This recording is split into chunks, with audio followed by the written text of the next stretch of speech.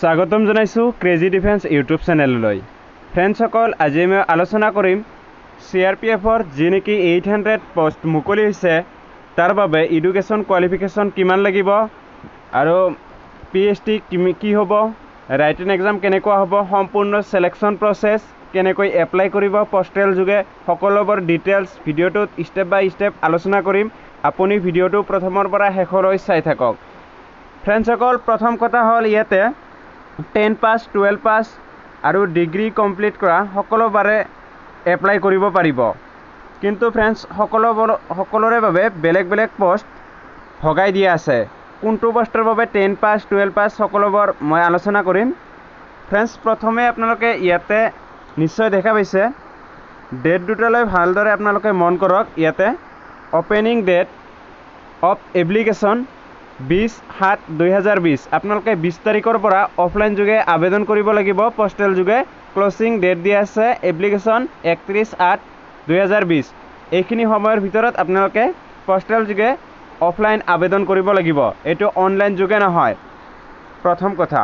তাৰপিছত ফ্ৰেণ্ডসকল, ইয়াতে দিয়া আছে পোষ্টবোৰ। এতিয়া চাওক, ইয়াতে দিয়া আছে, প্ৰথমে দিয়া আছে ইন্সপেক্টৰ ডিটেকশ্যনত দিয়া আছে পোষ্ট, টোটেল পোষ্ট দিয়া আছে এটা, অকল ইউআৰৰ কাৰণে দিয়া আছে।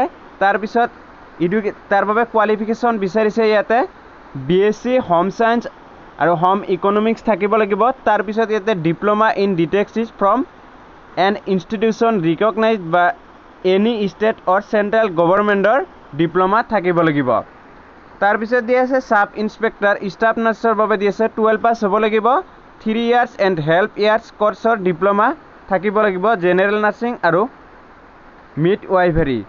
তাৰপিছত দিয়া আছে সাব ইন্সপেক্টৰৰ ৰেডিঅ'গ্ৰাফাৰৰ বাবে টোটেল পোষ্ট দিয়া আছে 8টা। তাৰপিছত ইয়াতে একেই 12 পাছ সায়েন্স সাবজেক্ট থাকিব লাগিব। তাৰপিছত ডিপ্লোমা চাৰ্টিফিকেট থাকিব লাগিব 2 ইয়াৰ্ছৰ ৰেডিঅ'গ্ৰাফাৰৰ। তাৰপিছত ইয়াতে দিয়া আছে এছিষ্টেণ্ট সাব ইন্সপেক্টৰ 12 পাছ হ'ব লাগিব। 12 পাছ হ'ব লাগিব, 2 ইয়াৰ্ছ ডিপ্লোমা থাকিব লাগিব ফাৰ্মাচী ফ্ৰম এ ৰিকগনাইজড ইনষ্টিটিউটৰ। তাৰপিছত এছিষ্টেণ্ট সাব ইন্সপেক্টৰ দিয়া আছে, চ' ইয়াতে 12 পাছ হ'ব লাগিব, সায়েন্স সাবজেক্ট থাকিব লাগিব, লগতে বেচেলাৰ ইন ফিজিঅ'থেৰাপি বা 3 ইয়াৰ্ছ ডিপ্লোমা ফিজিঅ'থেৰাপিৰ ওপৰত থাকিব লাগিব। তাৰপিছত দিয়া আছে assistant sub inspector matric pass কৰা হ'ব লাগিব, সায়েন্স সাবজেক্ট থাকিব লাগিব, 2 ইয়াৰ্ছ চেণ্ট্ৰেল বায়'কেমিষ্ট কোৰ্ছ থাকিব লাগিব বা ডেণ্টেল কাউন্সিল অফ ইণ্ডিয়া। তাৰপিছত একে এছিষ্টেণ্ট সাব ইন্সপেক্টৰ মেট্ৰিকুলেশ্যন থাকিব লাগিব, সায়েন্স সাবজেক্ট থাকিব লাগিব, ডিপ্লোমা চাৰ্টিফিকেট লাগিব মেডিকেল লেবৰেটৰী। তাৰপিছত দিছে assistant inspector matriculation science subject থাকিব লাগিব। চ' এইখিনি আছিলে হেড কনষ্টেবলৰ। তাৰপিছত ইয়াতে দিয়া আছে ফিজিঅ'থেৰাপি 12 পাছ হ'ব লাগিব, 2 ইয়াৰ্ছ ডিপ্লোমা চাৰ্টিফিকেট কোৰ্ছ থাকিব লাগিব ইন ফিজিঅ'থেৰাপি ওপৰত। চ' ফ্ৰেণ্ডছ, বহুতকেইটা পোষ্ট দিয়া আছে। মই এতিয়া আকৌ স্ক্ৰল কৰি তললৈ আহিছোঁ।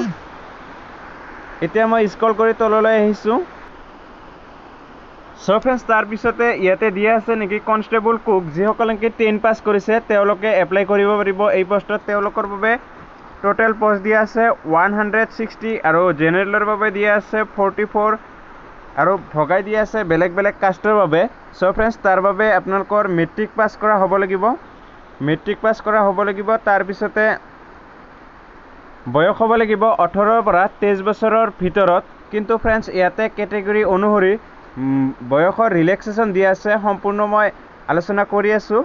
চ' তাৰপিছত মেট্ৰিক পাছ কৰা হ'ব লাগিব, লগতে আপোনাৰ 1 ইয়াৰ এক্সপিৰিয়েঞ্চ লাগিব কুকৰ ওপৰত, তেতিয়াহে আপোনালোকে এপ্লাই কৰিব পাৰিব। তাৰপিছত দিয়া আছে চাফাই কৰ্মচাৰীত মেট্ৰিক পাছ কৰা হ'ব লাগিব। আপোনালোকৰ নলেজ থাকিব লাগিব, ইংলিছ বা হিন্দী লোকেল লেংগুৱেজ জানিব লাগিব। তাৰপিছত দিয়া আছে কনষ্টেবল ধোবী ৱাছাৰমেন, একেই 10 পাছ কৰা হ'ব লাগিব, 1 ইয়াৰ এক্সপিৰিয়েঞ্চ চাৰ্টিফিকেট লাগিব। কনষ্টেবল ৱাটাৰ কেৰিয়াৰ WC দি আছে, মেট্ৰিক পাছ কৰা হ'ব লাগিব। তাৰপিছত আপোনালোকৰ এক্সপিৰিয়েঞ্চ থাকিব লাগিব। কনষ্টেবল টেবুল বয় দি আছে, মেট্ৰিক পাছ কৰা হ'ব লাগিব, less than 1 year experience in hotel report থাকিব লাগিব। তাৰপিছত দিয়া আছে হেড কনষ্টেবল 12 পাছ কৰা হ'ব লাগিব, সায়েন্স কেমিষ্ট্ৰি বায়োলজি সাবজেক্ট থাকিব লাগিব, ডিগ্ৰী অৰ ডিপ্লোমা সাৰ্টিফিকেট মিনিমাম 1 ইয়াৰ ডিউৰেশ্যন থাকিব লাগিব। সো ফ্ৰেন্ডছ এতিয়া মই আকৌ স্ক্ৰল ডাউন কৰি তললৈ আহিছোঁ। আপোনালোকে এইখিনিত যিসকলে নেকি 12 পাছ আৰু মেট্ৰিক পাছ এইকেইটা পোষ্টৰ বাবে এপ্লাই কৰিব পাৰিব।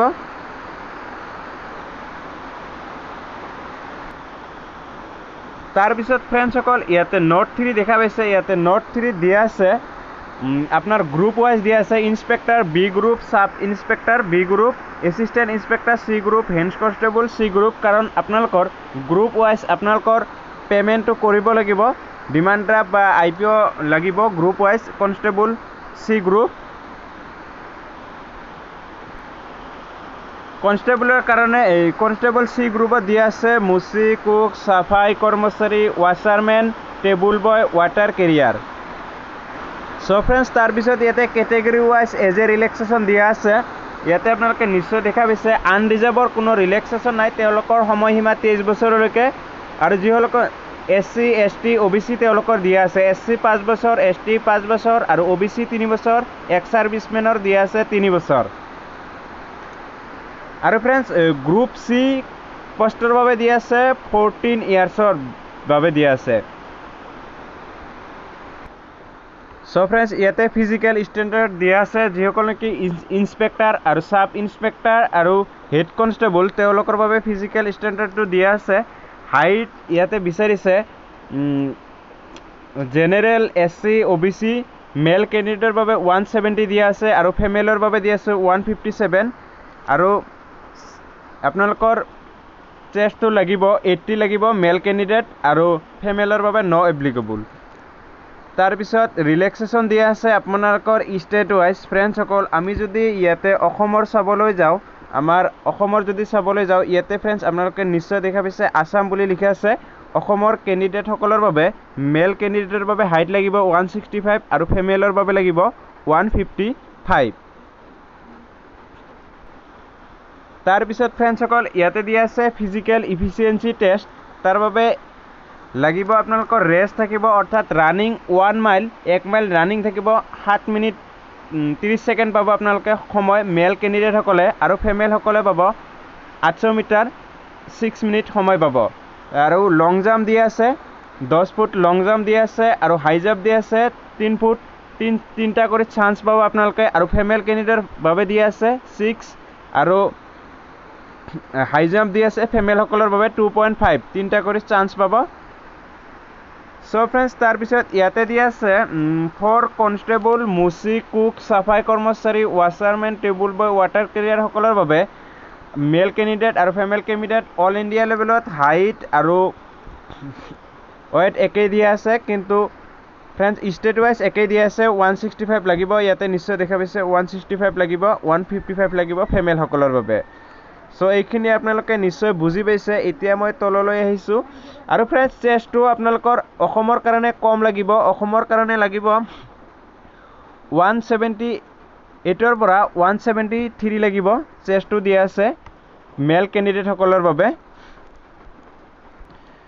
আৰু ফ্ৰেণ্ডছ ইয়াতে দিয়া আছে যিসকল নেকি কনষ্টেবল, মুচি, কুক, চাফাই কৰ্মচাৰীত এপ্লাই কৰিব তেওঁলোকৰ ৰানিং 1600 মিটাৰ ৰানিং দিব। তেওঁলোকে 1600 মিটাৰ 10 মিনিটত কমপ্লিট কৰিব লাগিব মেল কেণ্ডিডেটসকলে।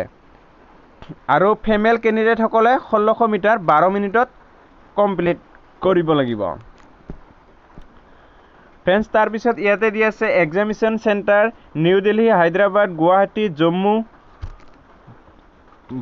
বহুতো কেইটা 9টা এক্সামিনেশ্যন চেণ্টাৰ দিয়া আছে। তাৰপিছত ফ্ৰেণ্ডছ ইয়াতে দিয়া আছে এক্সামিনেশ্যন ফিজ। আপোনালোকৰ 200 টকা ডিমাণ্ড ড্ৰাফ্ট কৰিব লাগিব যিসকল নেকি গ্ৰুপ বিত এপ্লাই কৰিব। আৰু 100 টকা ডিমাণ্ড ড্ৰাফ্ট বা IPO লাগিব যিসকল নেকি গ্ৰুপ চিত এপ্লাই কৰিব। অলৰেডি মই আগতে আলোচনা কৰিছোঁ গ্ৰুপ চি আৰু গ্ৰুপ বিৰ পোষ্ট কোনবিলাক হয়। সো আপোনালোকে নিশ্চয় গম পাইছে।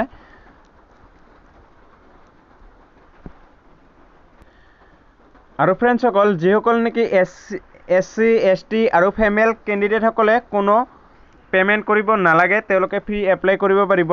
আৰু ফ্ৰেণ্ডছ এইটো ইণ্ডিয়ান পষ্টেল অৰ্ডাৰ বা বেংক ড্ৰাফ্ট কাটিব লাগিব। বেংক ড্ৰাফ্ট কাটিব লাগিব বা ইণ্ডিয়ান পোষ্টেলৰ IPOৰ যোগেদি এপ্লাই কৰিব লাগিব। 100 টকাৰ IPO লাগিব। সো ফ্ৰেন্ডছ তাৰপিছত ইয়াতে আপোনালোকৰ দিয়া আছে এইটো এড্ৰেছত আপোনালোকে বেংক ড্ৰাফ্ট কাটিব লাগিব। সো ফ্ৰেন্ডছ আপোনালোকে এইটো এড্ৰেছত এপ্লাই কৰিব লাগিব। ইয়াতে নিশ্চয় এড্ৰেছটো দেখা পাইছে, এইটো এড্ৰেছত এপ্লাই কৰিব লাগিব আৰু আপোনালোকৰ যি নেকি ডকুমেণ্ট দিব সেই ডকুমেণ্টৰ লগত minimum 2 copy passport size photo দিব লাগিব।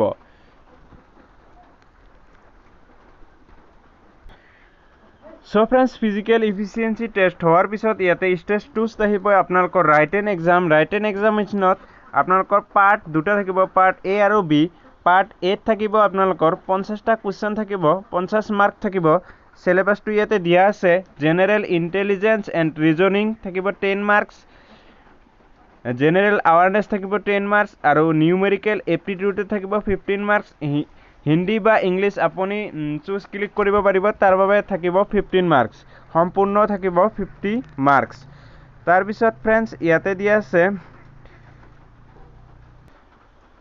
আৰু 15 মাৰ্কছ ফ্ৰেন্ডসকল যিহেতু 100 মাৰ্ক লাগিব, যিসকল নেকি পোষ্ট ইয়াতে ইন্সপেক্টৰ, SI, এছিষ্টেণ্ট ইন্সপেক্টৰ আৰু হেড কনষ্টেবল, তেওঁলোকৰ যিসকল ডিপ্ল'মা আছে আৰু তেওঁলোকৰ প্ৰেক্টিকেল হ'ব যিবোৰ, সেইবোৰৰ ওপৰত ভিত্তি কৰি 50% বা 45% মাৰ্কছ পাব লাগিব।